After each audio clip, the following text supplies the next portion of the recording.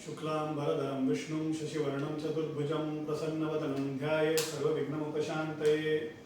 दक्षिणामूर्तिसमारम्भां शङ्कराचार्यमध्यमाम् अस्मदाचार्यपर्यन्तां वन्दे गुरुपरम्पराम्। गुरुर्ब्रह्मा गुरुर्विष्णुः गुरुर्देवो महेश्वरः गुरुर्साक्षात् परब्रह्म तस्मै श्रीगुरवे नमः। अखण्डमण्डलाकारं व्याप्तं येन चराचरं तत्पदं दर्शितं येन तस्मै श्रीगुरवे नमः। अज्ञानतिमिरान्धस्य ज्ञानाञ्जनशलाकया चक्षुरुन्मीलितं येन तस्मै श्रीगुरवे नमः। गणपति बप्पा हर हर शंकर जय जय शंकर।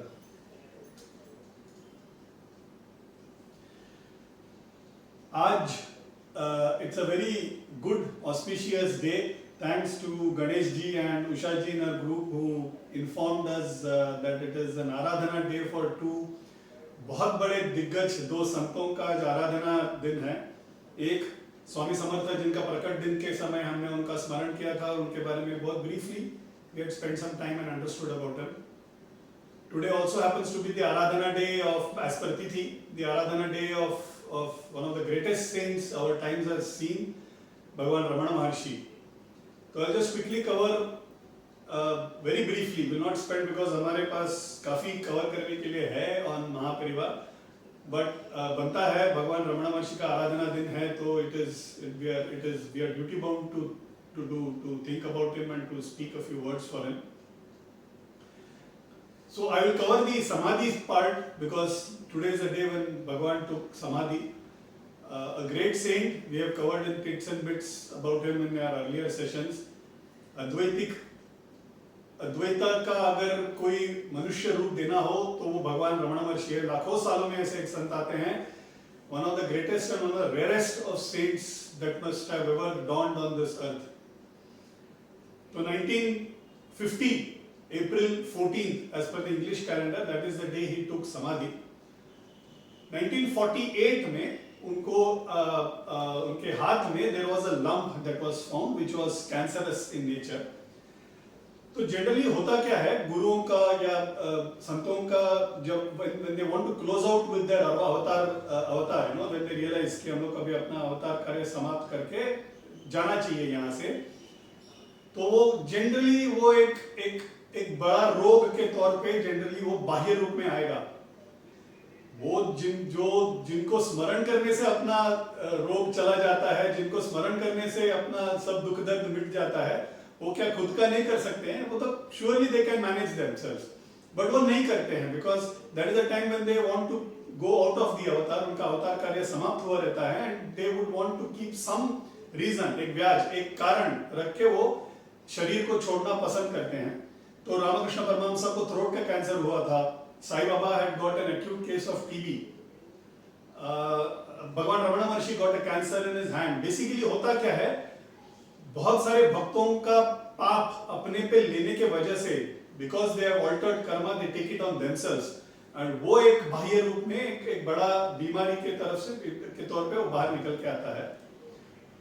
तो the doctors at that point of time, very senior doctors, Ramana Maharshi had become very famous at that point of time. A lot of foreigners used to come. We'll come to that part also आज के कहानी में कैसे वो how he became very famous amongst Westerners because of a very great Britisher called Paul Brunton. उनका भी we'll come to his part of the story. तो भगवान रमणा महर्षि के पास डॉक्टर्स आते हैं और बोलते हैं we will have to do an operation. तो he first says no need, I mean it is okay. The disease is only to the sharir, it's only to the body, there is nothing that has happened to the soul. तो बोलते नहीं सुनते नहीं है, तो they all say नहीं आपको operation करना ही पड़ेगा, तो he also allows. So it seems the doctor has come to give an anesthesia and he rejects. He says नहीं anesthesia के बगैर ही कर दो। तो बोले anesthesia के बगैर तो बहुत दर्द होगा। तो बोलते जो दर्द होना है वो सिर्फ शरीर को होगा। Ramana Maharshi's detachment with body was complete, a total Advaiti. He never associated himself with the body. हमने last time भी एक बार देखा था उनका story when he left his home. तो they start off the operation. Operation चालू होने के बाद एक आधे में the doctor he just twitches. You know, when he cuts open, he just twitches his hand. तो immediately the doctor asks, भगवान बहुत दर्द हो रहा है क्या? हमको क्या लगता है महान है तो basically दर्द ही नहीं हो रहा है, they have ensured that it doesn't pain at all. तो he says दर्द तो हो रहा है, it is equivalent to 1,000 scorpions stinging me, but don't worry, that is only to the body, not to me, is what he says. And the operation gets done. Operation हो जाता है, मगर थोड़ा क्योर होते हैं, उसके बाद वापस it resurfaces, और 2-3 बार उन लोग ऑपरेशन करते हैं, but it doesn't go. He has already decided to take that as a reason for leaving the body. तो सब भक्त लोग आके मिलते हैं और बोलते हैं कि भगवान आप खुद ही आपका इलाज क्यों नहीं करवाते, इतने लोगों का तो इलाज करवा दिया आपने, आप खुद ही क्यों नहीं करवाते हैं? तो बोलते हैं इतना मोह किसके लिए, ये शरीर के लिए, ये शरीर तो जाने वाला है, मैं तो यही रहने वाला हूँ समाधि के तौर पे, तो विलाप मत कीजिए. एंड ही सेज ये वो शरीर है जिसको 4 जन इसका भार उठाना होता है, मैं अकेला उठा रहा हूँ इतने साल से, मैं और कितना उठाऊं? That is what he says. And then on 1950, April 14th, 8:57 p.m., he breathes his last. It is said, and there are people who are there in my own relations. हम लोग भगवान रमण महर्षि के followers for a very long time है. My mother had actually stayed with him as a 5-year-old girl. I stayed with him for 2 years in the ashram.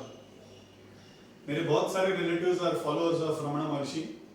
There are people who have said कि उनका जब the soul when it left the body, there was a jyoti which left and joined the Tiruvannamalai, the Annamalai, the mountain that oversees the ashram, which is considered to be Shiva Roop itself.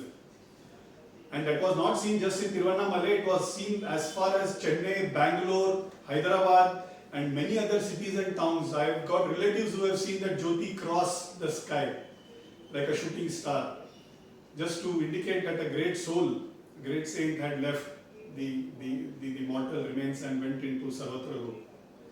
Of course, Ramana Maharshi is still there. He is very much वहीं पे है तिरुवन्नामलई में. Beautiful ashram. जाना बनता है वहाँ पे. ऐसे बहुत जगह में बोलते रहता हूँ. But वहाँ पे रमण महर्षि के आश्रम में जाना बनता है. It is one of the most beautiful places on earth. उनका वाइब्रेशंस उनका समाधि मंदिर में अभी भी है. जहाँ बैठते थे, जिस जगह पे वो बैठ के उन्होंने lot of years he spent in that room is still kept as with the same purity. वहाँ जाते ही जिस तरह से meditation जमता है, it is unique. It's an amazing place.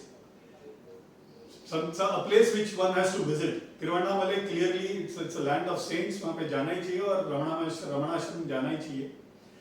रमणाश्रम जाना होता है तो वहाँ पे गिरी का प्रदक्षिणा करना होता है, 50 किलोमीटर वॉक. वो भी एक it's a part of the deal. You have to do that. Amazing place. Something which is very personal. So होता क्या है? There are some saints who become very close to us, right? हमको पता है सारे गुरु सारे संत एक ही तत्व के अलग-अलग रूप है, right? But there are some saints who become very close in our family, in our lives, because वो हम बचपन से उनके कहानी सुनते आ रहे हैं, बचपन से उनके बारे में सुनते आ रहे हैं, हमारे family या पुरखे they become their followers. So some people might get associated to Swami Samartha, Gajanan Maharaj. Some people follow Sai Baba. So अलग-अलग संतों को generally people follow, right? वैसे हमारे family में specifically South Indians generally you will find people following inevitably Mahaparivar and also Bhagwan Ramana Maharshi. So these two saints have been very close to us. That doesn't mean the other saints are not close. It is like this. When you have two sons, one of them feels is close to father, the other feels close to the mother, right? कभी-कभी उल्टा भी होता है. They also, for example, I always was very close to my father. My elder brother is very close to my mother. That doesn't mean that उन लोग भेदभाव करते हैं. मैं जब भी बचपन में था, मैं always say यार तुम्हारे लिए तो अन्ना ही more important है. तो my mother used to say मेरे लिए तो दोनों आँखों के समान है. मेरे लिए left eye more important than right eye. ऐसा तो होता नहीं है ना. Both eyes are important, right? So, but you get associated. You get that closeness. It's that kind of closeness that you get, and that two saints in my family has been Mahaparivar and भगवान रमण महर्षि, जिनके बारे में बचपन से हम काफी कहानियां सुनते आ रहे हैं. Amazing saints, and today being Samadhi Day, thanks to Usha ji who just reminded us of that. Thought we should pay our respects to it. Swami Samarth के बारे में तो हमने a couple of weeks back सुना था, so I will not go into that. I will carry on with the story on Mahaparivar. We have a long journey to travel. He's just taken sannyas now, and it is 87 more years that we need to cover with him. तो ज्ञानानंद स्वामी, इनके बारे में मैंने बताया है, तपोवन में रहते थे दक्षिण भारत में, बहुत बड़े दिग्गज संत. So you will find me saying this, you know, बहुत बड़े दिग्गज संत, बहुत बड़े संत थे. I fall short of words, मेरे पास ना शब्द कम पड़ जाते हैं इन संतों को वर्णन करने में. That is why I keep repeating that words, because ये इतने महान हैं, इनको शब्दों के तौर पे एक्सप्लेन करना ही मुश्किल है. इनको सिर्फ अनुभव के तौर पे we can experience. To tell them in words is a very difficult proposition. Last 1 week I've been thinking of using some other phrase for a great saint and I couldn't find. मेरे लिए इतना ही आता है. बहुत बड़े संत हैं, बहुत ही लोगों पे अनुग्रह करने के लिए आते हैं सारे संत. So all these saints are great. तो ज्ञानानंद स्वामी के पास एक मनुष्य आते हैं और वो पूछते हैं, मनुष्य का जन्म का क्या ऑब्जेक्टिव है? Why do once we take a human form, what is the objective? What is the objective that needs to be achieved? तो ज्ञानानंद स्वामी बोलते हैं कि अगर मनुष्य का जन्म ले लिया है तो भगवान को पाना ये एक ही ध्येय है, बाकी सब कुछ है ही नहीं. There is no other objective. The only objective is to attain divinity, to get God. Because बाकी कोई भी प्राणी के शरीर में that is not possible. There are cases, there are examples which happen where even animals have got moksha.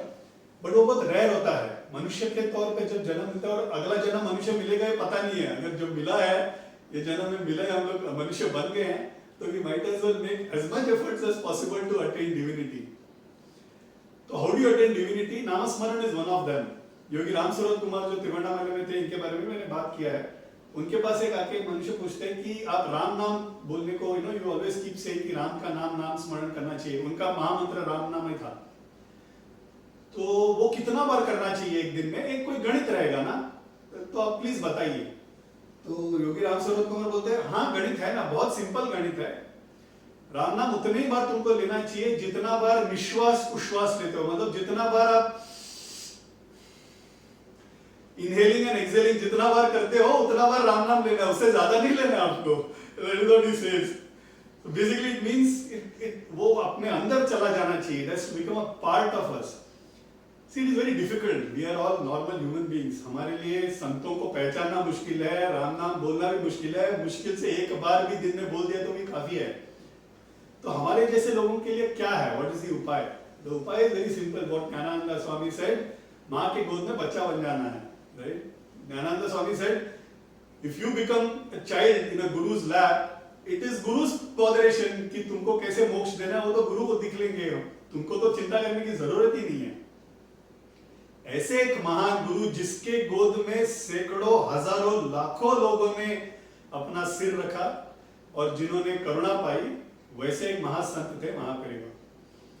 Lakhs of people were his devotees, very popular. It is very wrong on me to compare gurus because अलग-अलग गुरु, अलग-अलग objectives, अलग-अलग audience, target audience रख के अवतार कार्य का objective अलग रहता है. हम लोग कॉर्पोरेट के भाषा में बात करना हो तो अलग-अलग संत अलग-अलग जॉब डिस्क्रिप्शंस के साथ आते हैं. दे कम फॉर डिफरेंट पर्पस, तो उनका टारगेट ऑडियंस अलग होता है. बट फिर भी कंपेयर करने के लिए, just to tell you how popular he was, if hands down the most popular saint in our times is Sai Baba. Right? Lakhs, crores of people follow Sai Baba, and his reach to devotees is simply hitherto unseen in the history of saints. If there is somebody who is equivalent or probably the next, it is Mahapariva. Amazing popularity and great amount of followers even today. Lakhs and lakhs of families follow him. एक अवतार पुरुष थे, उनका कहानी हमने चालू किया था. I told why it is difficult last time also. There is one more reason why it is difficult, because क्या होता है, कुछ संतों का कहानी ना, एक राजा का कहानी है, कुछ संतों का कहानी, उन्होंने जन्म लिया, उसके बाद वो ऐसे पले बड़े, उन्होंने उसके बाद ये हुआ, इसके बाद ये हुआ. क्रोनोलॉजिकली बताना इजी होता है. Like in case of Mauli we did that. So there is a particular flow. While in some saints it is very difficult because there is nothing that has happened. उनका बचपन हुआ, स्कूल में पढ़े, 13वें साल में उन्होंने संन्यास ले लिया, उसके बाद क्या, कुछ नहीं. He was just a peethadhipati and समाधि ले ली. तो इनके बारे में बताएं तो क्या बताएं? There is nothing in terms of a story कि इसके बाद ये हुआ, इसके बाद ये हुआ. क्रोनोलॉजिकली बताना बहुत मुश्किल है. तो इन संतों के बारे में क्या होता है, चरित्र बताना होता है, तो लीला चरित्र बताया जाता है। इन द सेंस उन्होंने जो जो लीला की, उन्होंने जो जो अनुग्रह किया, उन्होंने जो जो करुणा वर्षाव किया लोगों पे, उसका स्मरण करना ही उनका चरित्र का स्मरण करना है, उसके बारे में बात करना, that is what is called leela charitra. So saints like Sai Baba, saints like Mahaperiyava, saints like Gnanananda Swami, where there is little that has happened in terms, in the sense Sai Baba आए 22-24 साल के उम्र में आए, शिरडी में रहे और कहीं नहीं गए हो, right? He didn't go anywhere। और उसके बाद जो किया उन्होंने, सिर्फ लोगों पे करुणा का वर्षाव किया, उन्होंने अनुग्रह किया, वही हम चरित्र के तौर पे बताते हैं। तो महापेरिवा का भी होगा, सिर्फ लीला चरित्र में बता पाऊंगा। I will not be able to give you a chronological order because it's too complex। 87 years of anugrah that is done। एक साल there are people, there are व्याख्यानकार who actually do व्याख्यान based on chronology। I am a fairly amateur guy। मैं क्या करूंगा, आगे पीछे मैं सिर्फ लीलाएं उठा के आपको सुनाने की कोशिश करूंगा। But I'll anyway cover his life in a nutshell। So we did cover 1894 में उनका बर्थ हुआ, 1907 में उन्होंने संन्यास का ग्रहण किया, वो था, वहां तक हम पहुंच गए थे। 1907 to 1914 ये उनका पीरियड था जब उन्होंने एजुकेशन लिया। Why? Because he was studying in a convent school। वो तो संस्कृत भी नहीं जानते थे, वेद शास्त्र कुछ नहीं जानते थे। वो संन्यास लेने के बाद, पीठाधिपति होने के बाद, उनको वो कालावधि हम कवर करेंगे थोड़ा in detail. Then he was educated in shastras, he was educated in Sanskrit, he was educated in all the different aspects that मठ के पीठाधिपति को जो जो सीखना चाहिए, तर्कशास्त्र, न्याय शास्त्र, ये सब उनको सिखाया गया था। गुरु अलग अलग लोगों ने, उनको एक्सपर्ट्स ने सिखाया था। ये 1914 तक हुआ। उसके बाद इन हिज 21st ईयर वो actually formally became the, because major होने के बाद ये फॉर्मली बिकेम द पीठाधिपति हुए। उसके बाद उन्होंने यात्रा चालू की। Okay, he started yatras. The first yatra is supposed to be what is called as, famously called as the Kashi yatra of Mahaperiva. Kashi यात्रा मतलब हम लोग कितना, हमको अभी अगर काशी यात्रा करना है तो 2 दिन, 4 दिन, 1 हफ्ता, 10 दिन, राइट? इनका चला था 21 लॉन्ग इयर्स। ओके, पदयात्रा किया इन्होंने 21 लॉन्ग इयर्स। कुंभकोणम छोड़ के वापस कुंभकोणम मठम आने के लिए he took 21 long years। he went to different places and he came। this was between 1919 and 1939। then again in 1940 he started another yatra।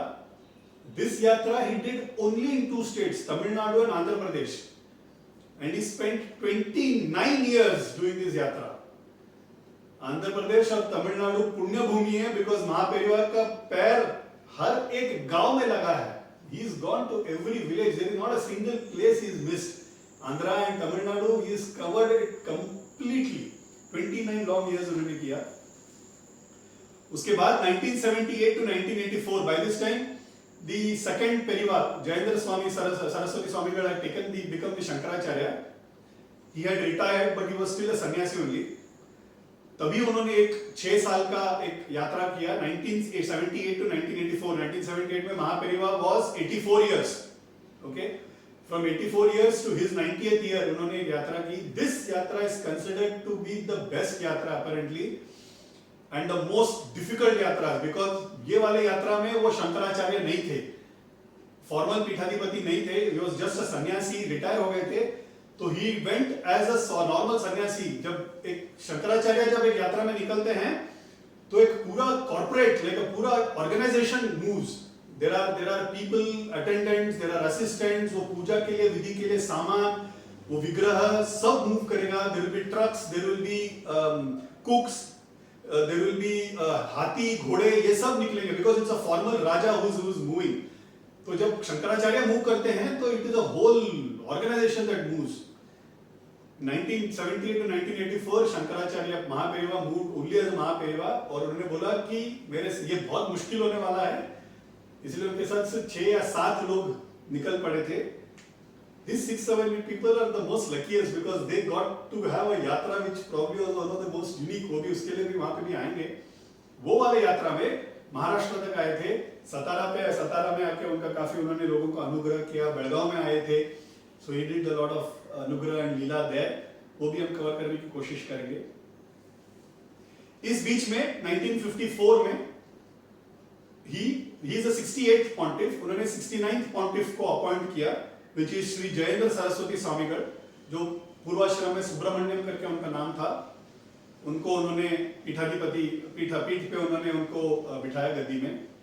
उसके बाद 1983 में शंकर नारायण करके एक वेद पाठशाला में देयर वाज अ स्टूडेंट, उनको उन्होंने 70th पॉन्टिफ बनाया शंकर विजेंद्र सरस्वती नाम से। Shankar Vijendra Saraswati is the current 70th pontiff who is now there in Kanchi. I had the good fortune of seeing all three. I had the good fortune of seeing Jayendra Saraswatikar and Vijayendra Saraswatikar recently in 2017 और 2018 में जयेंद्र सरस्वतीकर ने समाधि ले ली। उनके just 3-4 महीने पहले I had the good fortune of having his darshan. Again great saints. Kanchi had a very unique distinction. Generally होता क्या है, when one guru is about to retire, he nominates, एक गुरु को nominate करते हैं। ये हमने last time भी देखा था पीठाधिपति के लिए। Generally it doesn't happen that there are two people who are nominated. महापरिवार ने दोनों मतलब 69th को भी नॉमिनेट किया और 70th को भी नॉमिनेट किया, तो तीनों का दर्शन मिलने का भाग्य कुछ साल 1983 to 1994 ये about 11 years lot of people got. I was one of them. We had gone to see महापरिवार, तीनों गुरुओं का दर्शन एक साथ मिलने देखने का एक भाग्य था। ये काफी लोगों को 11 साल में मिला। 1984 to 1994 were the last 10 years of महापरिवार, when he was only in Kanchi, didn't go anywhere out at all, और वहीं पे 1994 में उन्होंने समाधि ली। उनका अधिष्ठान, साउथ इंडिया में समाधि को अधिष्ठानम बोलते हैं।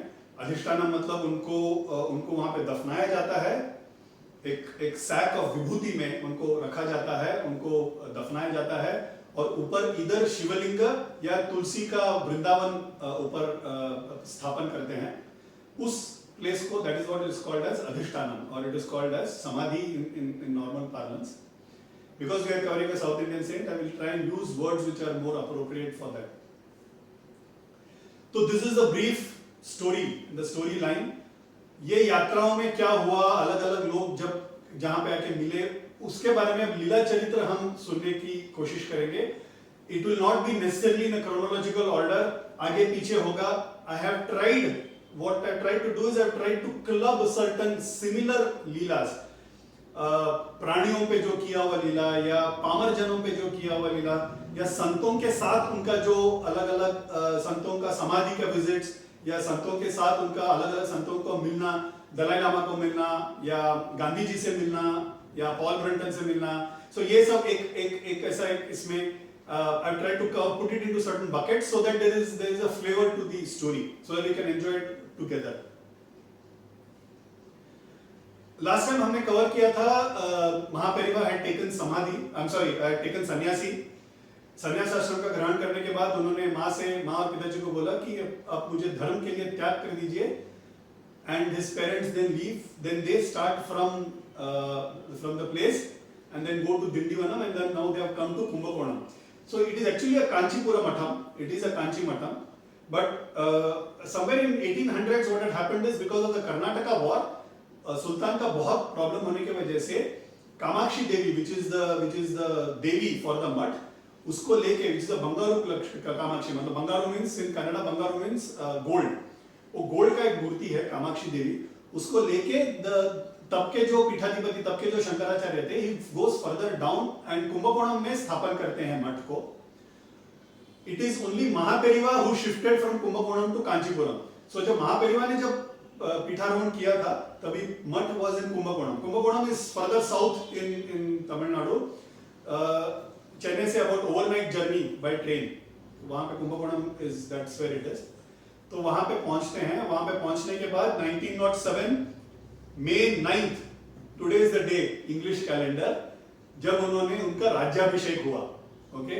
उनका राज्याभिषेक as the 68th pontiff, he was initiated.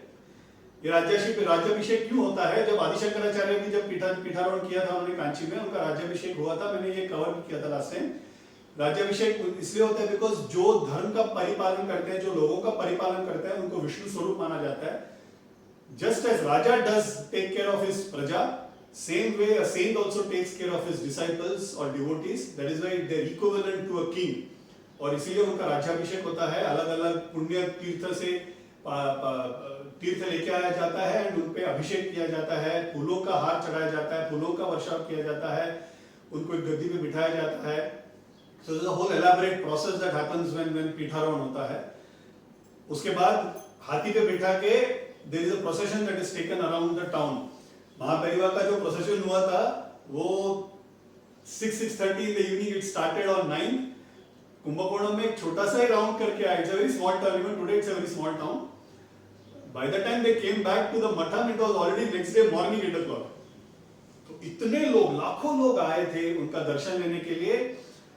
ये तेजस, that whole grace, that shining, it's like a star, वो जो उनका face था, और एक 13-year-old boy like a Kartikeya Swami he was looking, so people were like really at awe with him. तो ये उनका एक प्रोसेशन हुआ और उनको गद्दी पे फॉर्मली बिठाया गया था. उनका जो फर्स्ट अनुग्रह भाषण, सो अनुग्रह भाषण क्या होता है? जब हम जब बोलते हैं तो उसको प्रवचन या स्टोरी टेलिंग बोलते हैं. जब गुरु जब डिस्कोर्स देते हैं या प्रवचन करते हैं उसको अनुग्रह भाषण हम बोलते हैं. मतलब it is a blessing when he is even when he is talking, it is a blessing, it is an anugrah that he is doing on us. So उसको अनुग्रह भाषण बोलते हैं. तो ये सब क्या है? These are all languages which are very typical to Matha life. Okay? तो ये मठा लाइफ, मठ का जो लाइफ है ना, उसके around there are certain Sanskrit words which generally get used because वो डिसिप्लिन, वो लाइफ के लिए यूजफुल है. Okay, it means certain things. तो ये अनुग्रह भाषण जो हुआ था उनका first was supposed to be very famous. He spoke about Krishna and the Syamantakamani. वो एक कृष्णा का स्टोरी है, उसके बारे में उन्होंने व्याख्यान दी थी. तो अनुग्रह भाषण जब करने के लिए बैठते हैं तो there is a very elderly person who comes, who is a very close person in the matha. He was a very well known person. तो कुंभकोणम में रहते थे. तो वो आके सुनने के लिए बैठते हैं और मन में ये सोच रहे हैं कि 66th pontiff, 67 pontiff was just there for 1 week, right? तो इसके पहले जो technically was there for a little longer period was the 66th pontiff. Very great पंडित, वेदों का ज्ञान, शास्त्रों का ज्ञान, पुराणों का ज्ञान. वो used to like quote it like this, cross reference देके वो भाषण देते थे. तो वो उन्होंने सोचा कि इतने बड़े संत इस गद्दी पे बैठ के गए हैं, ये कॉन्वेंट एजुकेटेड लड़का, ये 13-year-old, ये क्या बात करेगा? अभी हमारा हालत देखो, ये इनको सुनने के लिए हमें बैठना पड़ता है. ऐसे इस भाव से आके वो बैठते हैं. बट महापरिवार इज ऑलरेडी इनटू अवतार मोड. तो उन्होंने apparently give a very beautiful व्याख्यान on Krishna and the Syamantakamani. वो सुन के उनके आंखों में आंसू आ जाते हैं. दिस एल्डरली पर्सन वो आके नमस्कार करते हैं and he actually tells this. He says, मैं आज आया था सुनने के लिए, मगर मेरे मन में यही चल रहा था कि गुरु होके गए, इतना बड़े गुरु, इन्होंने व्याख्यान जब करते थे तो लोग सुनते थे, आप क्या कर पाएंगे? इस डाउट से मैं आके बैठा था. आपको सुनने के बाद मेरे मन में कोई डाउट नहीं है. मैं रो इसलिए रहा हूं क्योंकि आप अभी तो अपने जर्नी चालू किया है. You are going to prosper, you are going to grow as a saint so much. But मैं बूढ़ा हो गया हूं, मैं देखने के लिए रहूंगा नहीं, आपका करुणा लेने के लिए मैं रहूंगा नहीं करके that person cries. So from the day one itself, Mahapariva starts showing his true colors, his knowledge, his depth and expanse of knowledge.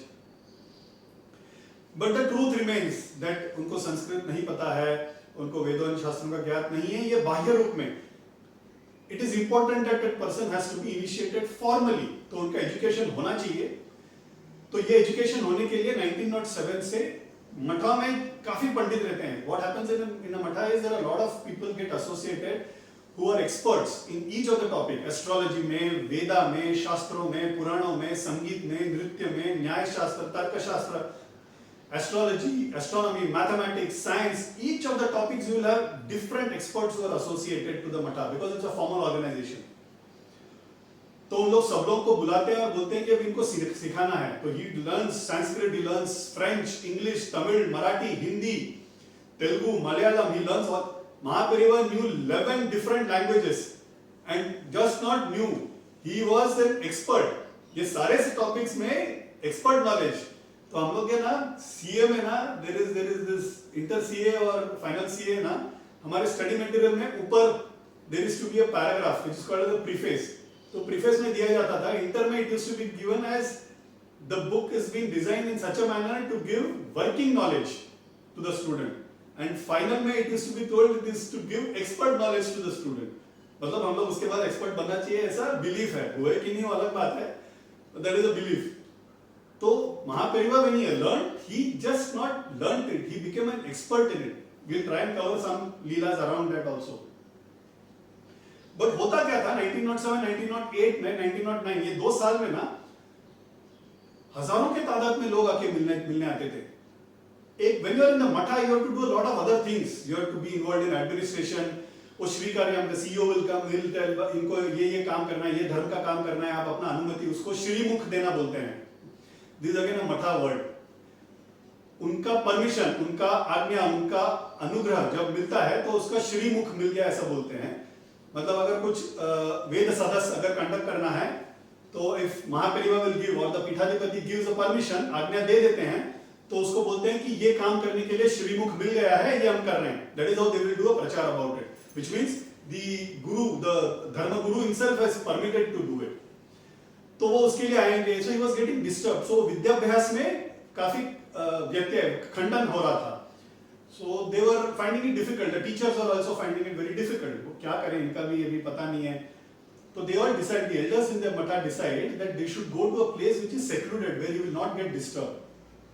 तो महापेरिवा खुद बोलते हैं, पहले मैं जब एजुकेशन ले रहा था, जनरली क्या होना चाहिए, गुरु अगर है पीठाधिपति पे, you get a second guru in place, the first guru will teach everything. That is the way it generally happens.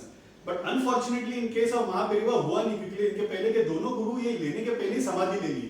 Right, before he became guru, peethadhipati, वो उन्होंने संन्यास ले लिया था. तो he himself has told, Mahaperiyava later years he has told, मुझे वो भाग्य मिला ही नहीं.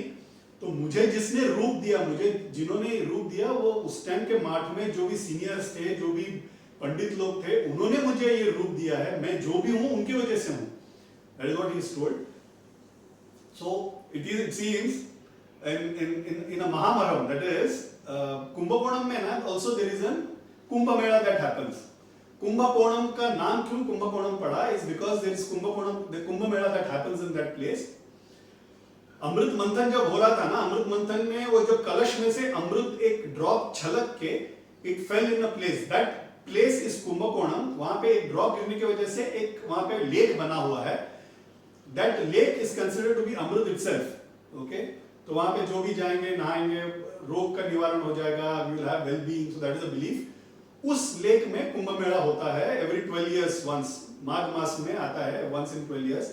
1900, I think if I'm not wrong, 1909 there was a Kumbh Mela that happened there.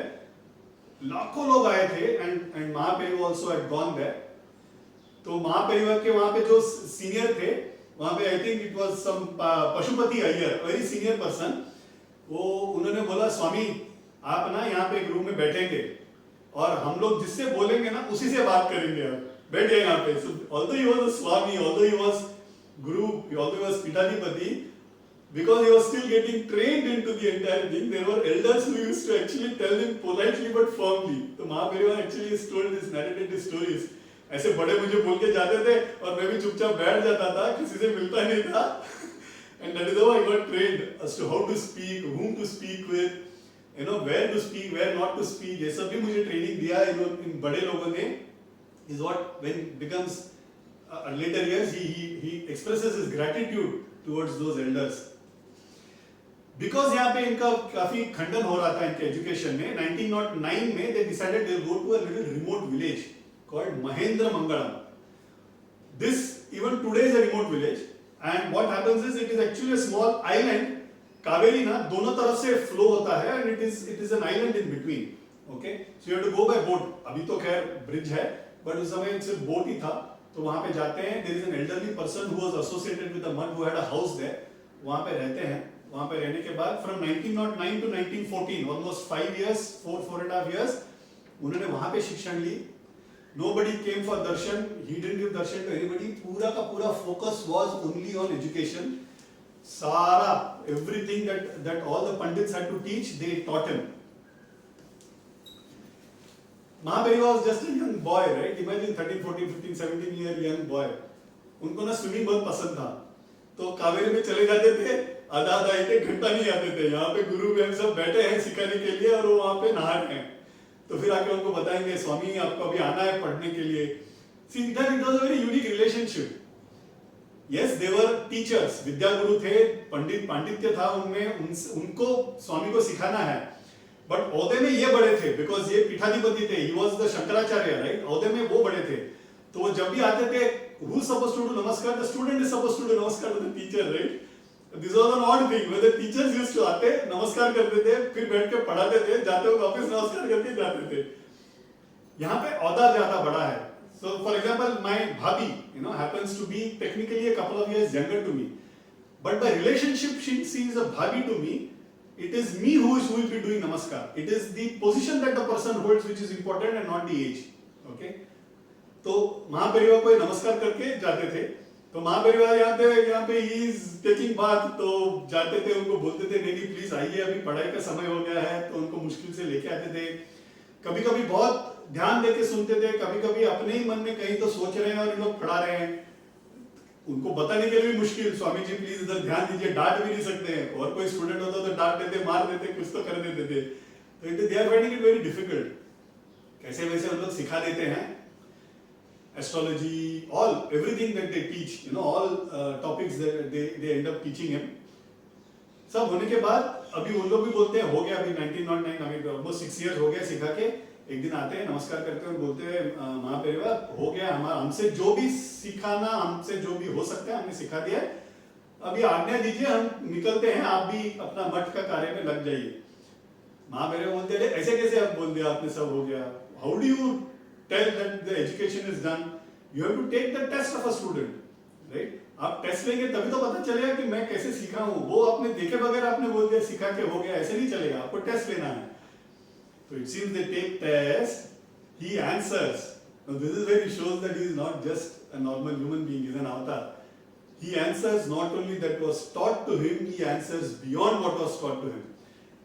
His answers, his vyakhyan was completely, sometimes even different, more than what even the pandits who taught him knew. See, Rama, Krishna भी उन्होंने अवतार लिया, उनको कुछ सिखाने की जरूरत नहीं, विष्णु के अवतार थे.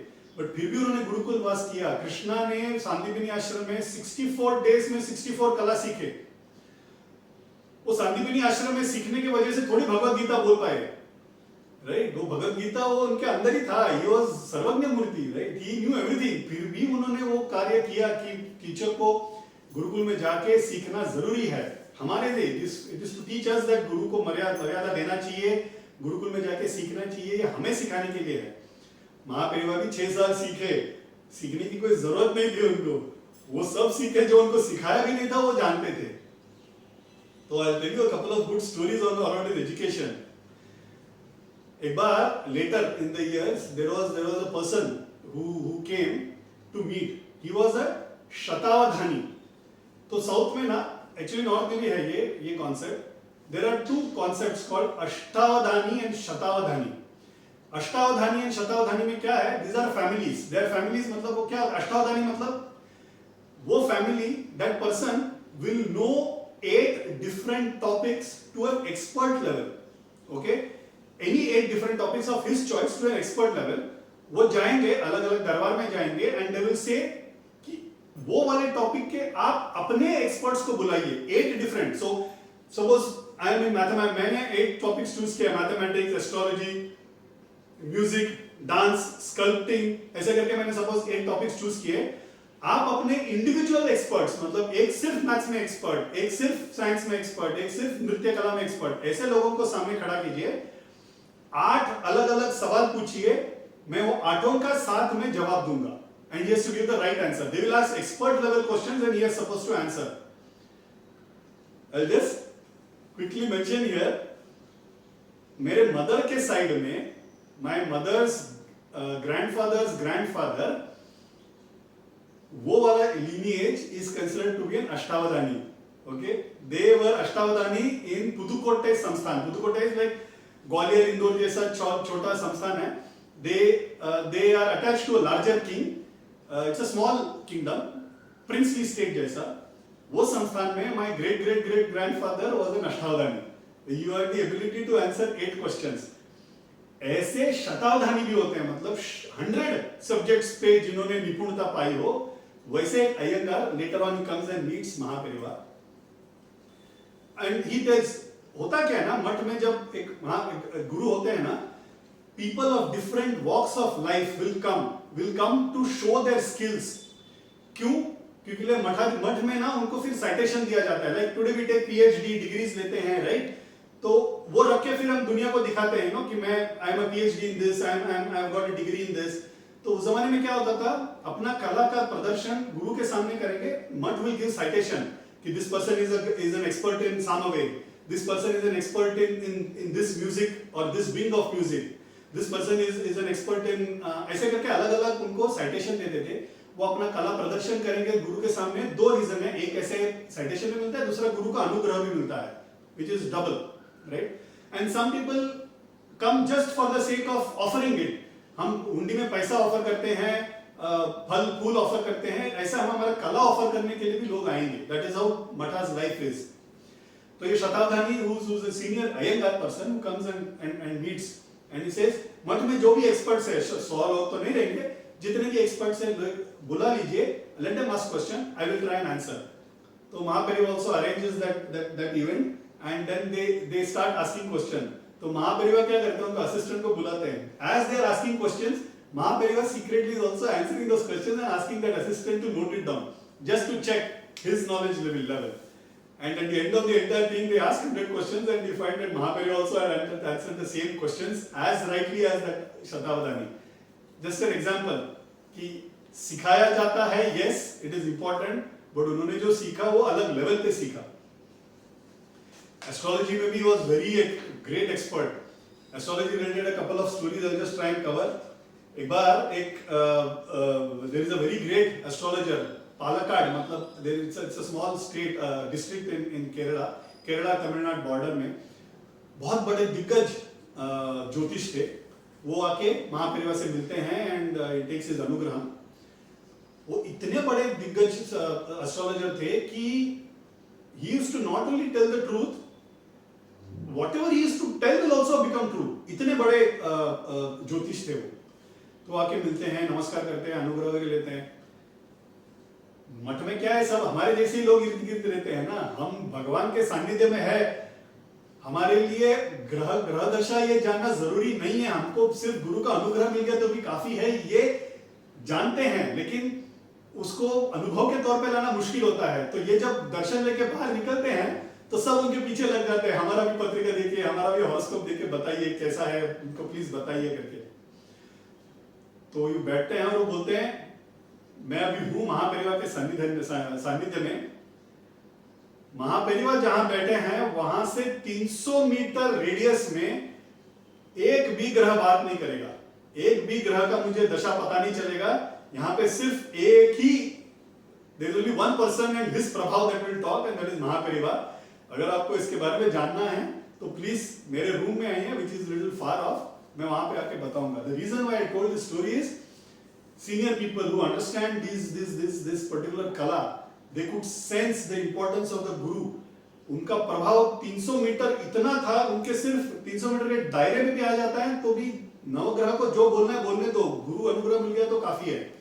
ज्ञानानंद स्वामी बोलते हैं नवग्रह इंपॉर्टेंट है, हमारा दशा बताते हैं, हमारा फ्यूचर बताते हैं, because they represent, they don't say anything, they don't decide anything. हमने जो पूर्वजन्म में जो कर्म किया है उसका फल ही मिलता है हमको, वो फल को एक डायग्रामेटिक रूप में वो दर्शाते हैं, राइट? दे आर इंपॉर्टेंट, उनका भी पूजा करना चाहिए, मगर ये नवग्रह से भी ज्यादा इंपॉर्टेंट एक ग्रह है, वो 10वां ग्रह है।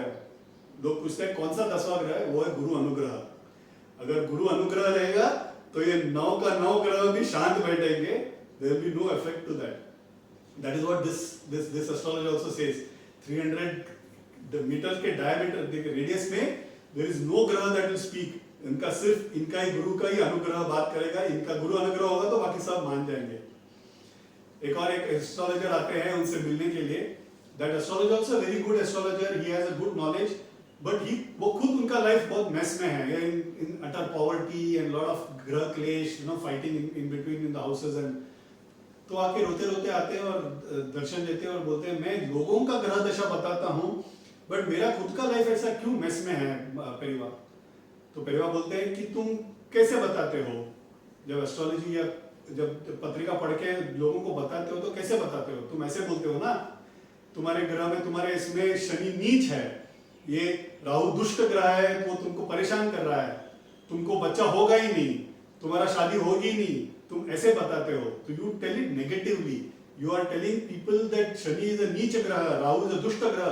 तुम कौन होते हो उनको दुष्ट और नीच बताना?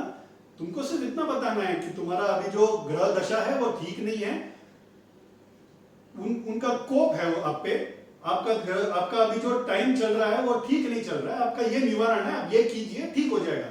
You have to keep telling it positively. Only when you tell it positively and when you tell it in a manner that people like. तुम बोलोगे तुम्हारा शादी नहीं होगा तो उनका शाप तुमको लगने वाला है, राइट? भले तुम सत्य बोल रहे हो, बट इस तरह से बोलो कि उनको भी लगे ना, it shouldn't hurt them. So he teaches that astrologer in that manner. इनके लिए anyway, as I said, all of this is just a निमित्त मात्र, right? ये तो सर्वज्ञ मूर्ति होते हैं, and इस तरह से उनका 1914 तक इनका he learned a lot of कला and then they come back. 1914 में आने के बाद 1919 में he starts his first यात्रा. तो this यात्रा is called as the Kashi यात्रा. तो काशी यात्रा करने का एक क्रम है. There is a method of doing Kashi यात्रा. फर्स्ट ऑफ ऑल काशी यात्रा चालू करने के पहले हमें किसी से अनुमति लेना होता है कि मैं काशी यात्रा कर रहा हूँ. You have to take it from your elders or from Brahmins who are around. Take that and then first go to Rameshwaram. Okay, so you first don't start off your journey to Kashi.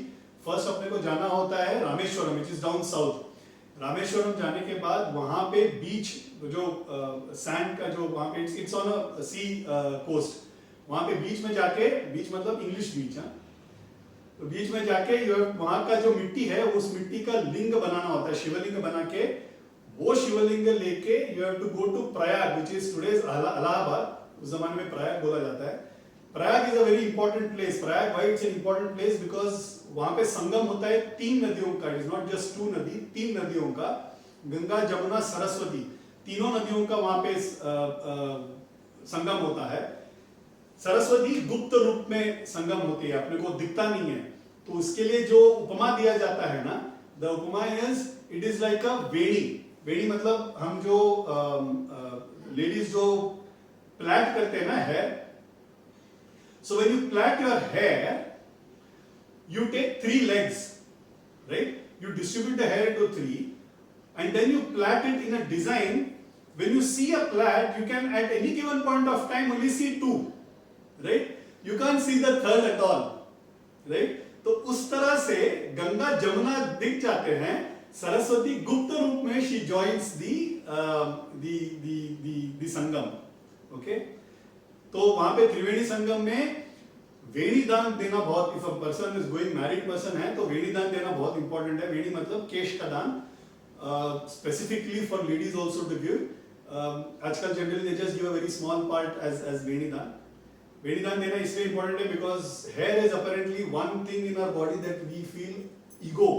हमको अहंकार का ज्ञान देता है. हमको सबसे ज्यादा अहंकार किस चीज का है हमारे पूरे बदन में? That is hair. तो उसका जब हम दान देते हैं तो we have given away ego, that is equivalent. तो वहां पे जाके वो खत्म करके प्रयाग से देन काशी आके, काशी में गंगा का स्नान लेके, वहां पे विश्वनाथ एंड देन अन्नपूर्णा, काला भैरवा का सब दर्शन लेने के बाद then you go to Gaya. Gaya is considered to be the most important, most purest of all places. जहाँ पे गया नाम का एक राक्षस सोया हुआ है और विष्णु ने अपना पाद उन पे रखा है. तो विष्णु पाद का दर्शन लेते हैं. वहाँ पे कोई टेम्पल नहीं है, वो विष्णु पाद का ही दर्शन लेना होता है. वहाँ पे पूर्वजों के लिए श्राद्ध करना होता है because Gaya shraddha is considered to be the most important shraddha. एक बार श्राद्ध गया में कर देते हैं, उसके बाद कभी भी नहीं किया तो भी चलेगा. तो गया श्राद्ध को बहुत इंपॉर्टेंस दिया गया है. तो गया श्राद्ध खत्म करके you have to again come to, so what you have to do is that लिंग जो रामेश्वरम से लिया है उसको आपको प्रयाग में जाके विसर्जन करना है. काशी आके गंगा का वापस Ganga you have to take, come to then again Gaya and then Gaya से रामेश्वरम आके वहां के लिंग पे अभिषेक करके then you have to come home and then feed at least 100 people. ये सब होने के बाद काशी यात्रा का फल मिलता है. ओके, आजकल हम लोग ये सब कुछ नहीं करते, निकलते हैं, ट्रेन बुक करते हैं, काशी जाते हैं, गंगा में डुबकी लगा के आ जाते हैं. ठीक है, nothing stopping us from doing that, but this is the krama of doing the Kashi yatra. Mahaperiyava known for stickler for rules, he did this yatra in the same manner. But this yatra, which otherwise would have taken 8-10 days, took 21 long years for Mahaperiva. उन्होंने कहाँ से चालू किया? कुंभकोणम से चालू किया, केरला गए, केरला से फिर कर्नाटका, फिर तमिलनाडु, फिर उड़ीसा, बिहार, उत्तर प्रदेश, मध्य प्रदेश, फिर उत्तर प्रदेश करके वापस ऐसे आए हैं. So that is how it took 21 long years for him to take that entire journey. Considered to be a very great yatra.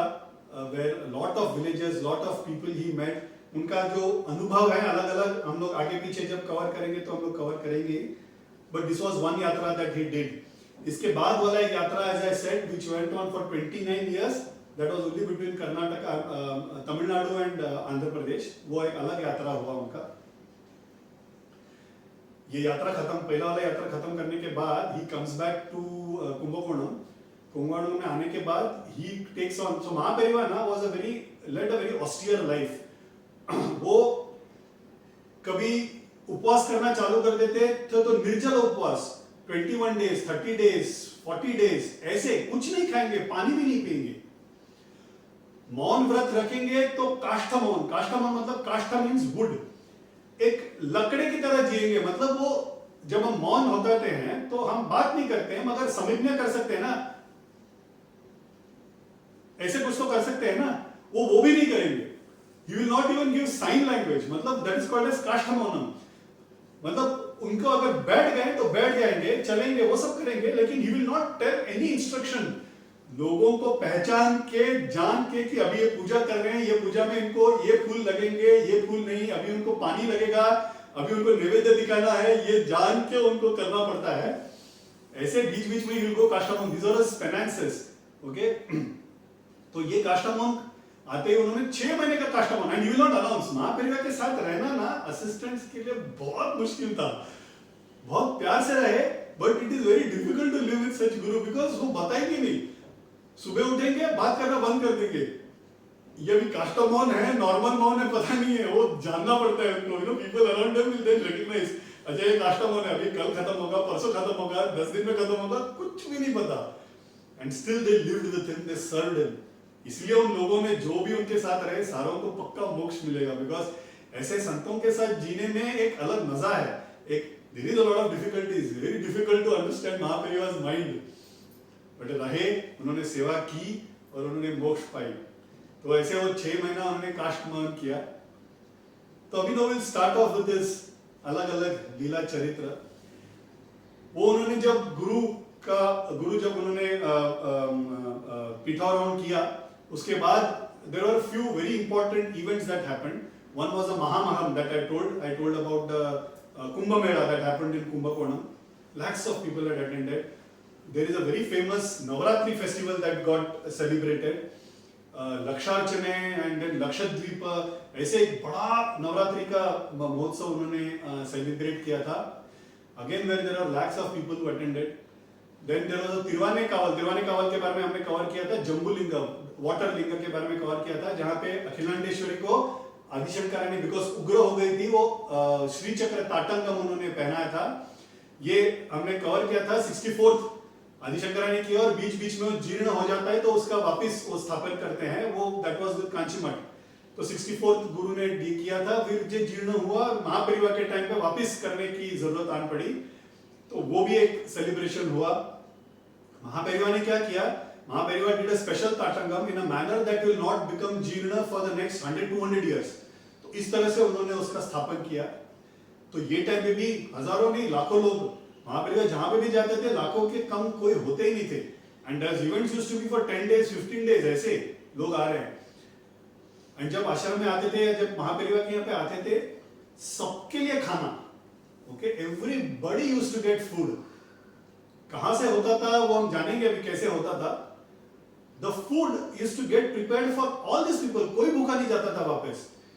And सबको यही पता है कि कांची मठ के आयोजन में ये पूरा खाना का वितरण हुआ है, खाना अन्नदान हुआ है.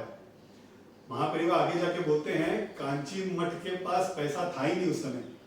It was a very poor मठ. श्रृंगेरी मठ is a very rich मठ because श्रृंगेरी मठ ना ये राज्य मठ है. मतलब उनका जो स्थापना होने के बाद वो they got attached to a king. तो वो किंग से उनको काफी लैंड मिलता है, ईयरली एनुअल वो भी मिलते रहता है. कांची मठ को वो सपोर्ट नहीं था, तो जो भी हम लोग पेट्रनेज के तौर पे दान देते हैं उसी से उन लोग निर्वाह कर रहे हैं। तो महापरिवार एक्चुअली आगे जाके बोलते हैं कि लोगों को लगता है तिरुवाने कावल का सेलिब्रेशन हुआ, नवरात्रि का हुआ, महामहम का हुआ, त्रिची में पटना प्रवेश, मतलब गुरु जब एक सिटी से दूसरा सिटी जाते हैं ना, पटना मीन्स सिटी, प्रवेश मीन्स एंटर करना, तो एक सन्यासी बिकॉज इज धर्मगुरु, फॉर्मल धर्मगुरु, उनको वेलकम करने का एक फॉर्मल तरीका भी रहता है, that has to happen, otherwise they will not enter the city. तो वो वहां पे जब ट्रिची में करने वाले थे तो वहां के administration head was one of the Mahaperiyava devotee, तो उन्होंने एक अरेंज किया था which it seems that whole procession was a 7 mile procession. एक जगह पे वेद घोष चालू है, एक जगह पे नाम संकीर्तन चालू है, एक जगह पे नृत्य चालू है, एक जगह पे गाना बजाना चालू है, ऐसे 7 माइल्स का एक प्रोसेशन हुआ था। लाखों लोग आए थे, उनको भी खाना देना, तो बोलते इतना सब खाना देना हुआ, सबको लगता है कि कांची मठ ने अरेंज किया। कांची मठ के पास एक दमड़ी पैसा नहीं था, ये जो भी अरेंज किया एक बहुत बड़े महान होके गए मठ को उन्होंने किया, उनका नाम था अन्नदानम शिवम। अन्नदानम शिवम ये नाम बोलते ही महापरिवार के आंखों में आंसू आ जाता था, his throat used to get choked. वो बोलते थे ऐसे महान होके गए इस मठ में, इतने लाखों लोगों का पेट भर के गए हैं, उनको जरूर मोक्ष ही मिला है। ऐसा दिस आफ्टर अन्नदानम शिवम टुक समाधि, उनको महापरिवार ने मोक्ष मिल गया करके अनुग्रह दिया था। तो अन्नदानम शिवम के बारे में will try and understand a few things. Annadanam Shivam इतने लाखों लोगों को उन्होंने हर एक सेलिब्रेशन मोड पे उन्होंने फीड किया है, मतलब he must have been a करोड़पति, right? He must have owned lot of land, he must have had a lot of money. The fact that he had no money at all, वो इतने poor थे कि उनके पास पहनने के लिए कपड़ा और दूसरे दिन पहनने के लिए कपड़ा और ऊपर अंगवस्त्रम के तौर पे एक टॉवल, ये छोड़ के उनके पास कुछ भी नहीं था। He was an utterly poor person, but उन्होंने लाखों लोगों को he ensured that he could feed। तो अन्नदानम शिवम करते क्या थे? Basically his name was Ramaswamy. वो मठम में आके रह गए, उनके और कोई रिलेटिव्स वगैरह था नहीं, तो मठम में रह गए। वो क्या करते थे, जब भी उनको पता चलता कि ऐसे कोई बड़ा सेलिब्रेशन होने वाले हैं, तो वो संकल्प ले लेते कि आप डरिए मत, मैं ये पूरा अन्नदान का प्रोग्राम मैं मैनेज करूंगा। तो वो क्या करते थे, he used to take a bullock cart and Kumbakonam में घूमना चालू कर देते थे, अपना टॉवल डाल देते थे नीचे और बोलते शिवम आया है, अब जो दे सके दे दीजिए। स्टार्टिंग में लोगों ने उनका परिहास भी किया, they used to mock him, अरे इनको क्या भीख मांगना चालू हो गया। जब उनका कार्य पता चलना चालू हुआ तो people started giving how people will give in truckloads, okay? मतलब अगर वो चालू करते हैं ना, तो एक बोरी चावल आ गया, एक बोरी शक्कर आ गया, किसने गुड़ दे दिया, किसने दाल दे दिया, ऐसे करके करते करते he started becoming, there are times when महापरिवार said चावल का 16 ट्रक। अच्छा, उन लोग ना, हम लोग के यहाँ पे ना, when you finish off eating, you are supposed to wipe the entire place। हम लोग बैठ के जहाँ खाते थे वाइप करने के लिए झाड़ू का इस्तेमाल, बिकॉज लार्ज स्केल में होता है ना, तो सिर्फ झाड़ू एक ट्रक लोड आता था। ओके, अन्नदान Shivam had become so famous कि he could get donations at that level। ये सारा ओके, लाखों लोगों के लिए जो कुक करना, he used to also oversee the entire cooking process। It seems he used to walk in the kitchen, वो किचन में चलते आते थे, आके बोलते थे just by smell he used to tell इसमें ना नमक कम पड़ा है, इसमें नमक डालो, और बोलते कितने नमक डालो, तो बोलते हाँ 5 किलो नमक डाल दो। 5 किलो, हाँ नमक ऐसे नहीं, 5 किलो नमक डालो, बिकॉज सांबार बनता था, महापरिवार बोलते थे सांबार इतना बड़ा वेसल में बनता था कि अगर हाथी भी जाके डूब जाए ना तो ढूंढना पड़ता। इतना बड़ा अंडे में सांबार बनता था। ओके, तो इस तरह से उस लेवल का बनता था। मसाला कम पड़ता है तो सिर्फ बात से बता देते थे कि मसाला कम पड़ा है यहाँ पे। तो ऐसे उन्होंने अन्नदान किया। इट मींस हमारे लिए ना साउथ इंडिया में curds is very important. Okay, हमारा खाना खत्म नहीं होगा, कर्ड राइस खाए बगैर खत्म नहीं होगा, खाना ही नहीं खाया। If we have not had curd rice, then we don't get the satisfaction of had lunch or dinner. तो कर्ड कैसे बनाएंगे? कर्ड तो उस दिन बनाने के लिए if you need litres and tons of curd, you have to do it the previous night, correct? ये तो कैसे करेंगे ना, वो नहीं तो फिर वो it will become sour.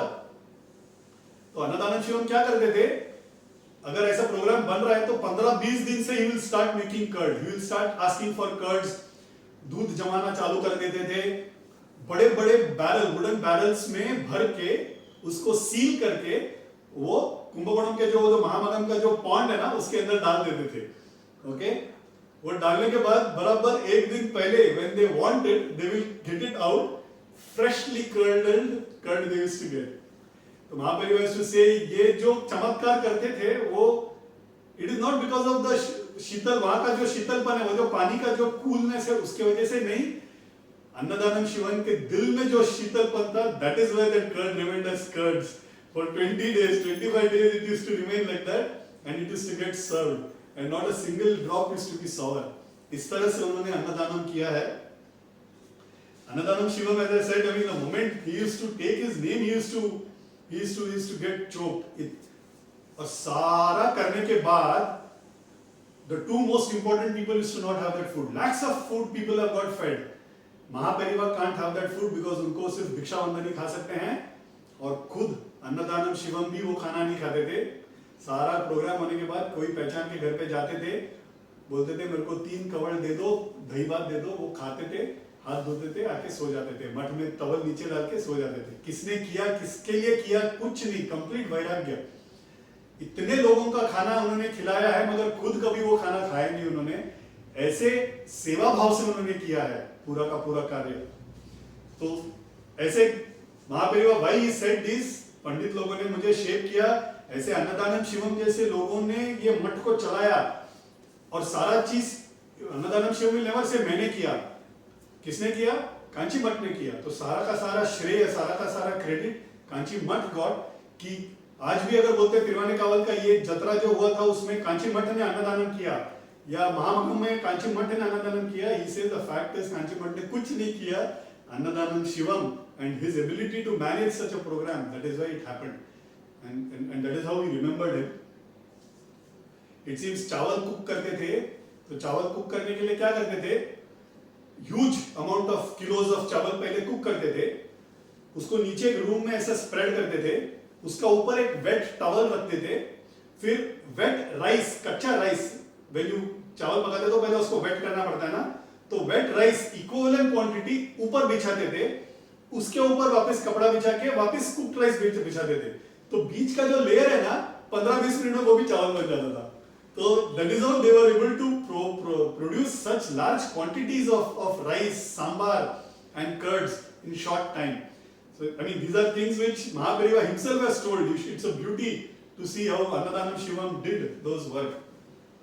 And he said it is because of such great people कि कांची मठ को आज वो जो नाम आया है, कांची मठ के लिए इतना people are thinking about Kanchi Math as a place where Annadanam happens. It is because of Annadanam Shivam. जो भी बच जाता था, ऐसे चीजों में तो बचेगा ही ना, लोगों को धान्य मिला है। There have been times like तिरवाने कावल का जो नवरात्रि का जो उत्सव हुआ था, इतना धान्य मिला कि उसके बाद 1 साल वो धान्य को मठ में यूज किया गया था वहां के किचन में। ओके, इतना they got that धान्य। He never took it for himself at all. Everything was given to the mud. ऐसे सेवा भाव से लोगों ने कैंकर्य किया है महापरिवा के लिए। तो अन्नदानम शिवम के बारे में बात करना बनता है because annadanam Shivam was very close to महापरिवा. Now let me try and cover a few stories around the saints that he visited, around the saints either in Adhishtanam form or who were in human form when Mahapariva was there. हम लोगों ने Mahamaham that is the Kumbh Mela के बारे में बात किया 1909 में, 1907 में जस्ट महापरिवा टेकन पीठारोहण किया था उन्होंने, राइट? 1909 में ये महामहम हुआ था। तभी श्रृंगेरी में नरसिम्हा भारती करके गुरु थे। श्रृंगेरी का भी परंपरा बहुत दिग्गज परंपरा है, बहुत ग्रेट गुरु परंपरा है, unbroken lineage of gurus one after the other. Narasimha Bharati करके जो ये स्वामी हैं, इनके गुरु थे उग्र नरसिम्हा भारती। उनको उग्र नरसिम्हा भारती क्यों नाम पड़ा? क्योंकि उन्होंने नरसिम्हा स्वामी का इतना पूजा, इतना अनुष्ठान किया कि उनका मुंह had become like almost like a lion, had almost become like a Narasimha स्वामी। ये आप लोग फोटो देखेंगे तो आपको पता चलेगा मैं क्या बोल रहा हूँ। गूगल में उग्र नरसिम्हा करके टाइप कीजिए and you will see that photo. इतना उन्होंने पूजा और इतना अनुष्ठान किया था नरसिम्हा स्वामी का। नरसिम्हा उनका शिष्य थे नरसिम्हा भारती, उनका शिष्य थे Chandrashekhar Bharti, who was also at the same time around Mahapariva. Chandrashekhar Bharti is considered as an amsham of Sadashiv Brahmendra. Sadashiva Brahmendra के बारे में भी हम आके बात करेंगे, बहुत बड़े दिग्गज अवधूत थे साउथ में। ऐसे संतों का lineage अभी भी चालू है। ऐसे Narasimha Bharti was also had come for the same Mahamaham, मगर because they are in a formal पीठा, they will not meet each other unless and until there is a proper invitation from the other matha and there is a proper protocol followed. नहीं तो meet नहीं करेंगे। वो proper protocol follow करना ये जरूरी होता है because they are a formal organization. But Mahaperiyava के मन में था कि नरसिम्हा भारती से मिलना है, तो इट सीम्स उनका ये लोग पालकी में जाते थे। Mahaperiyava and gurus generally they travelled in palki. तो ये पालकी में जब आ रहे थे तो अपेरेंटली इन क्रॉस रोड महापरिवा का पालकी भी उसी समय वहां पे आया, नरसिम्हा भारती का भी पालकी उधर आया। And then Mahaperiyava because he couldn't get down, his elders had told you आपको उतरना नहीं है, तो पालकी से वो कर्तन खोलते हैं। अब उसी समय नरसिम्हा भारती ने भी अपना कर्तन खोल के एक दूसरे को देखा। उन्होंने सिर्फ नयन रूप से उनके एक दूसरे को दर्शन दे दिया। Apparently a very great meeting, people who have seen it, they are saying the two greatest saints at that point of time could see each other. It has rarely happened. Sringeri Guru and Kanchi गुरु एक साथ मिले, ऐसे history में बहुत कम हुआ है।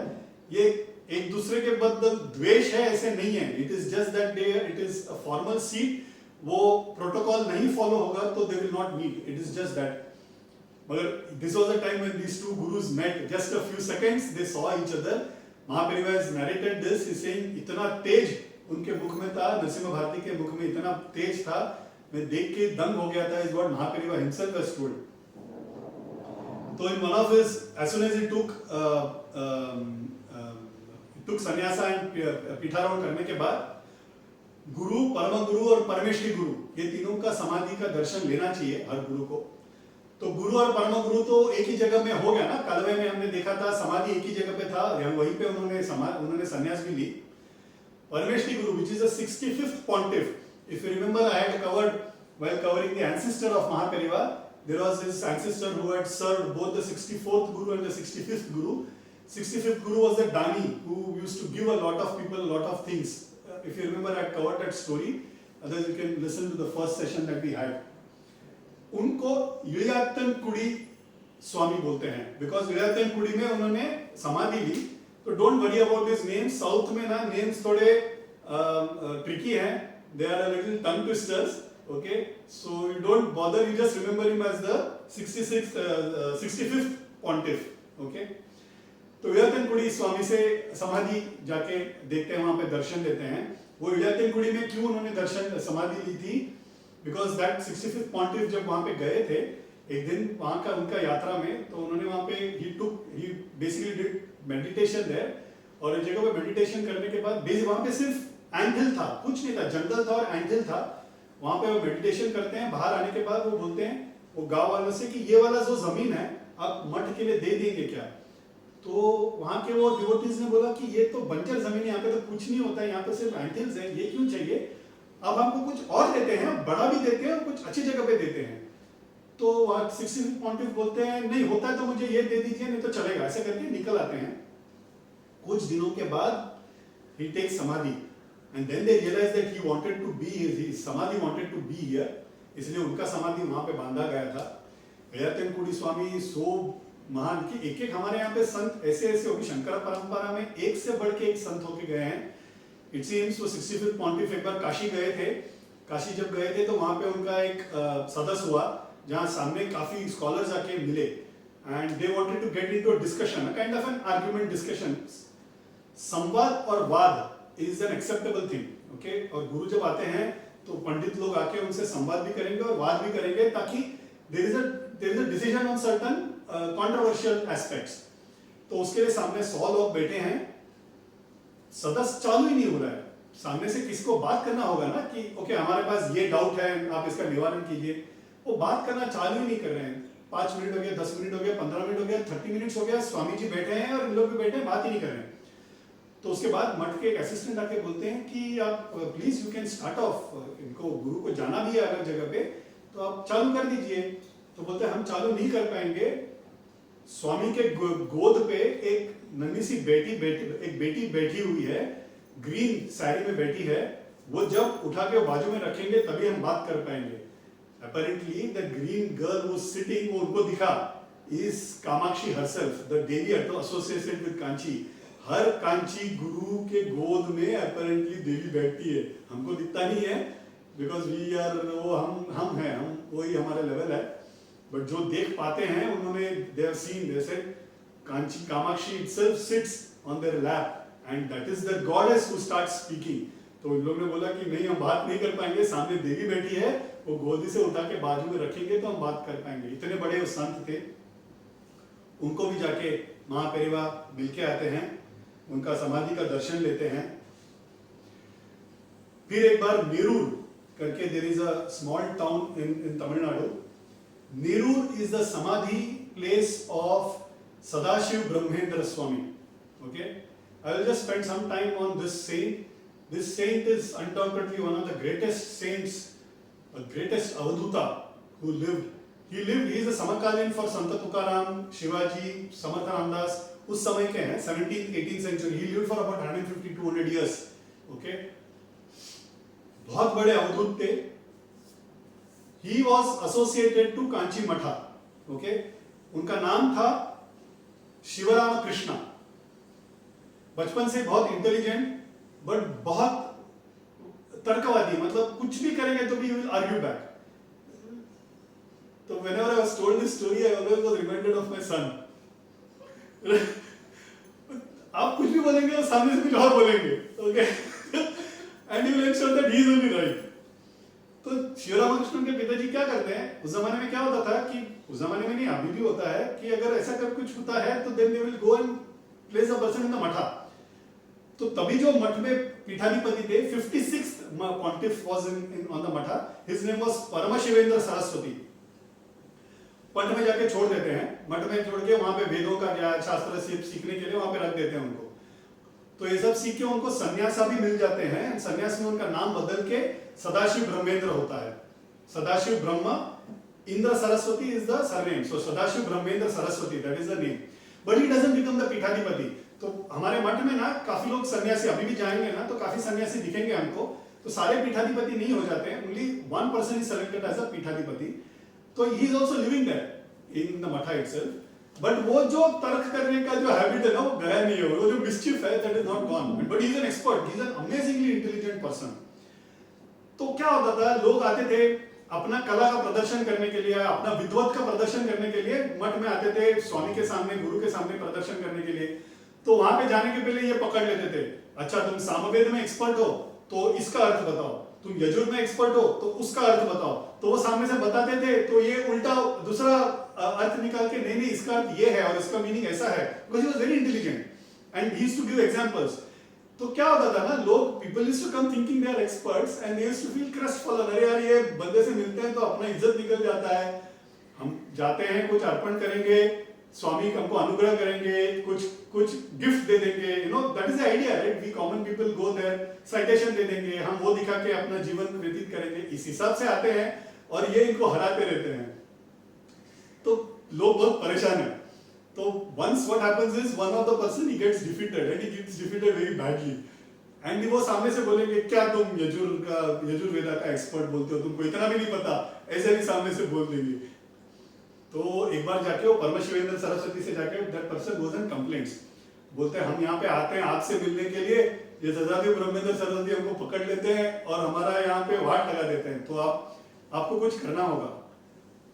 तो परमशिवेंद्र सरस्वती ऐसे देखते हैं and he says, सदाशिवा क्या तुम्हारा मुंह कभी नहीं बंद होगा? That moment Sadashiv Brahmendra stopped speaking, for the rest of his life he never ever spoke, completely Mauni हो जाते हैं। That Guru Diksha, that becomes his गुरु दीक्षा। इतने बड़े आत्मनिष्ठा ब्रह्मनिष्ठा थे, उसके बाद जो वो मठ से निकल के गए, हर जगह वो सिर्फ घूमते थे, यहाँ घूमते थे, यूज्ड टू नॉट एक जगह पे कभी रुकते नहीं थे, वो हमेशा समाधि स्टेट में रहते थे, मतलब हमेशा he was connected to the god. इतना आत्मनिष्ठा में थे कि लोगों बाजू में क्या चल रहा है पता नहीं, उनका शरीर में कपड़ा है कि नहीं पता नहीं, ऐसे टाइम हो गया कि कपड़ा निकल के गिर जाता है, वो दिगंबर रूप में सब जगह पे घूम रहे हैं। And he is not eating, not doing anything, कभी बैठते थे, कभी हंसते थे, कभी चल पड़ते थे, कोई रुकने बोलते तो भी रुकते नहीं थे, कोई बात करे तो वापस बात नहीं करते थे, वो हमेशा एक समाधि स्टेट में रहा करते थे। ऐसे 100-150 साल रहे, बहुत बड़े अवधूत थे। एक बार परमेश्वरेंद्र के यहाँ पे आके स्वामी के यहाँ पे one of the disciple says, आपको पता है आपका डिसाइपल सदाशिव ब्रह्मेंद्र, उनको तो पता भी नहीं है उनके बदन पे कपड़ा है कि नहीं, पागल की तरह घूम रहे हैं, आप कुछ बोलते क्यों नहीं? परमेश्वरेंद्र बोलते हैं, काश वो पागलपन मुझे भी लग जाए। That is what his guru says. वो जो भगवान का पागलपन है, वो जो वो अनुभव कर रहा है, काश मुझे मिल जाए, मेरा नसीब में नहीं है, वो उतने बड़े महान है, गुरु से भी बड़े महान हो जाते हैं। एक बार क्या होता है, he is walking and then हमारे यहाँ पे ना कावेरी नदी जो है ना, कभी कभी एकदम लो हो जाएगा and suddenly there will be flash floods, and this is a very common thing in rivers, Kaveri में एकदम कॉमन था। तो वो कहाँ बैठते हैं, कहाँ जाते हैं, उनका कुछ ज्ञात नहीं है, he was not in his swayam at all।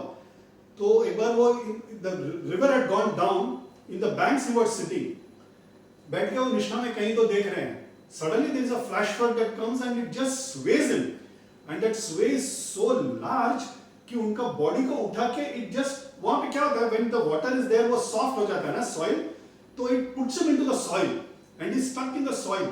7 दिन 8 दिन पानी के अंदर, जलस्तंभ, पानी जब निकल के जाता है तो मट को ऐसे करके ऊपर आके चल के निकल जाता है, उनको पता भी नहीं है कि दैट हैज हैपेंड। एक बार वो चलते चलते जा रहे हैं, तभी वहां पे सुल्तान का राज्य था, तो चलते चलते जा रहे हैं, he used to walk anywhere, तो सुल्तान के घर के अंदर चलना चालू कर देते हैं, इस पैलेस के अंदर। he start walking and he gets into the janana khana, that is a harem where all his wives are there, and Sadashiv Brahmendra is a digambar, no clothes on him। तो ये चलते चलते जा रहे हैं, इस दरवाजे से चालू होके उस दरवाजे निकल के चले गए, he is not even in his conscious state। ये जब वो सुल्तान को पता चलता है तो सुल्तान बोलते हैं, ये कैसे बिना कपड़े कैसे आ गए हेरम के अंदर? तो तलवार लेके ना उसके पीछे दौड़ते हैं, इनके पीछे, सदाशिव ब्रह्मेंद्र स्वामी के पीछे, रुकने बोलते हैं तो रुकते ही नहीं, he doesn't listen to anybody, पीछे से आके ना हाथ काट देते हैं, he cuts his hand falls off। Sadashiv Brahmendra doesn't stop then also, he is just walking। ये देख के सुल्तान घबरा जाता है, ये बोलता है मैंने क्या कर दिया, इनको तो ये भी प्रज्ञा नहीं है, ये भी उनको ज्ञात नहीं है कि उनका हाथ कट के गया है, खून बह रहा है, ये भी उनको ज्ञात नहीं है, ये बहुत बड़े महान है करके वो हाथ उठा के उसके पीछे जोड़ते हैं, स्वामी जी रुक जाइए रुक जाइए। Then he goes and he goes and stands in his front, बोलते हैं मैंने गलती से आपका हाथ काट दिया। तो he just looks at them, he takes his hand, he puts it back and he joins it and just walks off। इतने बड़े ऐसे महान थे सदाशिव ब्रह्मेंद्र। सदाशिव ब्रह्मेंद्र के वजह से उन्होंने काफी कविताएं लिखी, वो कविताएं श्रीधर अय्यावाड़ करके एक बहुत बड़े संत उनके साथ समकालीन थे, वो उन्होंने उस पे उन्होंने he started using it for as a bhajan. आज उनके गाने मिलते हैं साउथ में, बट इट इज ऑल लिखित, it is not, he doesn't sing और ही डजंट स्पीक। वैसे ही मौन रूप में गए, उनका सदाशिव ब्रह्मेंद्र स्वामी जी का अधिष्ठान विच इज समाधि, उनका पंच प्राण उन्होंने 5 जगह पे समाधि ली, नेरूर, काशी, देन पुरी, कराची में भी है उनका, and there is one more place in the south. ऐसे 5 जगहों में उन्होंने समाधि ली है। नेरूर और वो दूसरा जो जगह पे है, काशी में भी है शायद, उनका अधिष्ठान को अभी भी पूजा होता है एंड स्टफ लगा है। कराची में वगैरह तो होता भी नहीं होगा। तो ऐसे बड़े संत होके गए हैं हमारे देश में। Sadashiv Brahmendra is one saint, he was actually a part of the Kanchi parampara, Shankara parampara में, Kanchi parampara में आते हैं, but is one saint who is accepted great and Guru parampara में माने जाते हैं by Sringeri and by Kanchi। तो इसमें अगर I like to cover this point, गुरु परंपरा को मानना ना very strict rules है शंकरा परंपरा में, you can only follow your Guru परंपरा। तो Sringeri will follow its own Guru परंपरा, Kanchi will follow its own Guru परंपरा। ये डिसिप्लिन के तौर पर रखा गया है, ये गुरु के भेद के लिए नहीं रखा गया कि उनका गुरु कम है हमसे, इस भाव से नहीं रखा गया। गुरु परंपरा, that discipline has to be managed and it has to be followed, इसके लिए रखा गया है। तो generally you will not find guru Sringeri gurus following the Kanchi Guru Parampara and Kanchi gurus following the Sringeri Parampara because of the Guru Parampara rule, okay? But the exception was done only for Sadashiv Brahmendra. Sadashiv Brahmendra is a Guru Parampara mein considered equally by Sringeri and by Kanchi.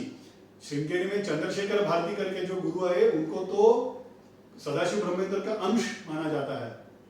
महापरिवार के जो छोटे भाई थे शिवन सार, उनको भी सदाशिव ब्रह्मेंद्र का अंश माना जाता है। ऐसे एक बड़े महान का नेरूर में समाधि है, वो समाधि लेने के लिए, उनका दर्शन के लिए महापरिवार जाते हैं। एक बार Narasimha Saraswati, Narasimha Bharati which is Sringeri guru goes to Nerur to take darshan, तो वो पालकी में जा रहे हैं तो samadhi still at a distance. I am sorry, it's already 11:30, I didn't realise.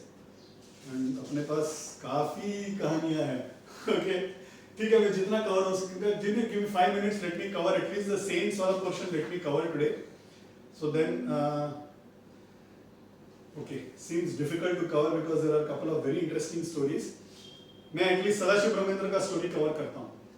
तो Narasimha Bharati starts in the palki, पालकी में आने के बाद पालकी को जो बेयर कर रहे हैं, जो पालकी उठा रहे हैं, वो चल नहीं पा रहे हैं आगे, तो गुरु को बोलते हैं कि हम चल नहीं पा रहे हैं, इसके आगे जा नहीं पा रहे हैं। तो नरसिम्हा भारती उतर जाते हैं, उतर के अंग प्रदक्षिणा करके ही goes to meet Sadashiva Brahmendra. Sadashiva Brahmendra के अधिष्ठान में जाने के बाद बोलते हैं दरवाजा बंद कर लो और मैं जब तक बुलाऊं तब तक मत आना। ऐसे 10-15 दिन अंदर रहे and there are people who heard dialogues in Sanskrit. अंदर गए सिर्फ नरसिम्हा भारती, राइट, और सामने सदाशिव ब्रह्मेंद्र इज इन अधिष्ठान फॉर्म, समाधि फॉर्म में है, बट बाहर जो बैठे थे उन्होंने एक्चुअली संवाद सुना, मतलब सदाशिव ब्रह्मेंद्र ने दर्शन देके उन लोग का एक्चुअली संवाद हुआ है करके वो दर्शन लेके फिर बाहर आते हैं। सदाशिव ब्रह्मेंद्र का अनुग्रह both Sringeri and on Kanchi matham has been equal. ऐसे एक बहुत बड़े संत होके गए अपने देश में and under the Kanchi parampara. I think I will now take a break. आगे संतों की कहानी है, पॉलिटिशियंस एंड ग्रेट लीडर्स की भी कहानियां हैं। The famous Paul Brunton story is also there, how he comes to meet Mahaperiyava. It is Mahaperiyava who tells and go and meet Ramana Maharshi and thus he becomes Ramana Maharshi's disciple। और अगर आज western world को भगवान रमणा महर्षि के बारे में पता है तो it is because of Paul Brunton, great service that he did to the mankind in general. तो उनके कहानियां भी आएंगे, और भी लीलाएं हैं, वो भी लीला हम देखने की कोशिश करेंगे जो महापेरिवा ने हम जैसे पामर जन पे किया है, हेल्थ के लिए, वेल्थ के लिए, प्रोजेनी के लिए, फैमिली के लिए, वो भी those few stories also we will try and cover। This particular storyline might take a few weeks. I just wanted to know what is my speed. Looking at the speed, I think I might take 3-4 weeks to really cover। बहुत interesting story है, we will try and enjoy it slowly। The idea is not to finish off anyways। So interestingly, हम लोग try and cover it and enjoy the bliss of being with Mahapariva। Thank you। Is there any questions that you all would want to ask?